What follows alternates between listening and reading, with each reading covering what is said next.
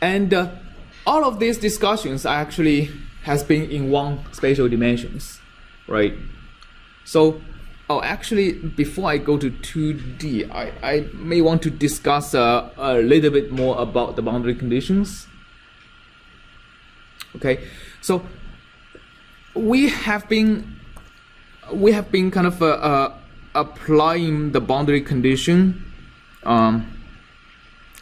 by basically ignoring that particular basis function at the boundary, right? So actually we do, if we didn't have the boundary condition, there is yet another basis function that lives on the boundary, right? So there is yet another boundary condition, yet another basis function lives on the right.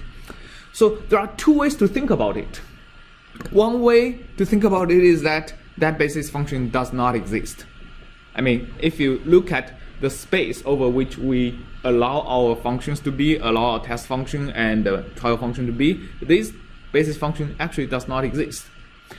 Actually, another way to think about it is that they exist, but the space actually restricts the coefficient of that basis function to be exactly 0, right? So I can write this as another plus C0 times W0 plus Cn plus 1 times Wn plus 1, but actually I force C0 and Cn plus 1 equal to 0.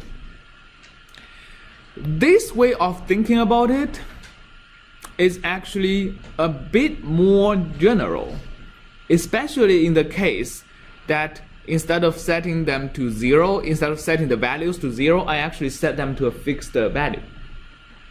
So what if the boundary condition is not W equal to 0, but W equal to 1, for example?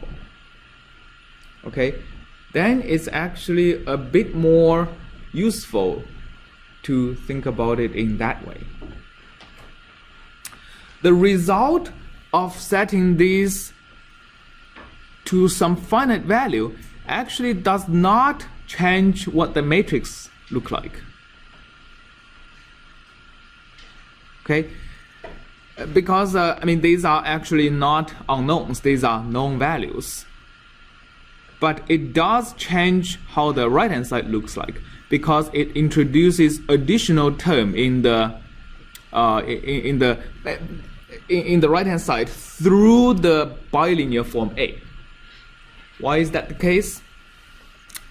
Because now So let me talk about let me talk about the boundary condition. So now I have my W equal to summation of I, instead of from 1 to n, I have 0 to n plus 1, right? Except for the value of Ci when I is equal to 0 or n plus 1 is completely known. So my A of W and the particular Wj, which previously completely goes into the matrix, goes into the unknowns, now has two parts. One part is C0 times A of W0 Wj plus Cn plus 1 A of Wn plus 1 Wj. Okay, and then plus the regular terms of I goes from 1 to n. The reason I separate them is because I want to separate the knowns from the unknowns. This is exactly the same as before, but these actually are new because of the boundary conditions. These are actually very similar to the linear form because it does not involve the unknown function, right? So basically C0 and Cn plus 1 are known, so they are only a function of Wj. Right? Okay? So remember, the j's are indices in the rows. So basically in the equation, the j's, j goes from 1 to n are n different equations for me to solve. In the matrix equation, that represents n different rows in the matrix and n different rows on the right hand side. So this actually would give me n different additional terms on the right hand side, but most of them are going to be 0, right? Because remember, the bilinear form would only be non-zero if the two indices are at least adjacent to each other. So here, there would be only non-zero if j equal to 1, right? And here, it's only going to be non-zero if j is equal to n. So instead of giving n additional terms on the right hand side, it gives actually only an addition on 2 of the entries on the right hand side, 1 at the top, 1 at the bottom, right? And we can compute its value. So this is actually minus 1, well, C0 times minus 1 over delta x0. So this is actually minus Cn plus 1 divided by delta xn. So I have 2 additional terms on the right hand side. Any questions on this? Okay, so let's go into the code to just change things a little bit.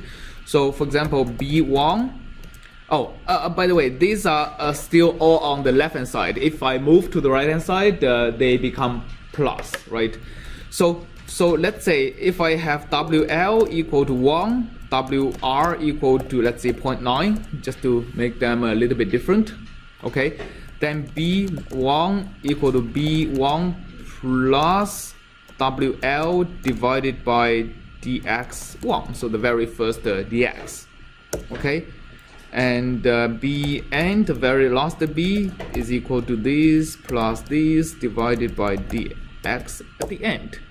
So now let's do C equal to A backslash B again, and let's plot, not this one, let's make another figure, plot this.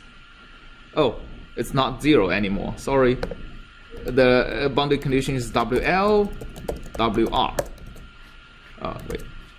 Right, so that's my new solution. My WL is enforced to 1, my WR is enforced to 0.9, and the function should still have a parabolic shape of curvature minus 1. Alright.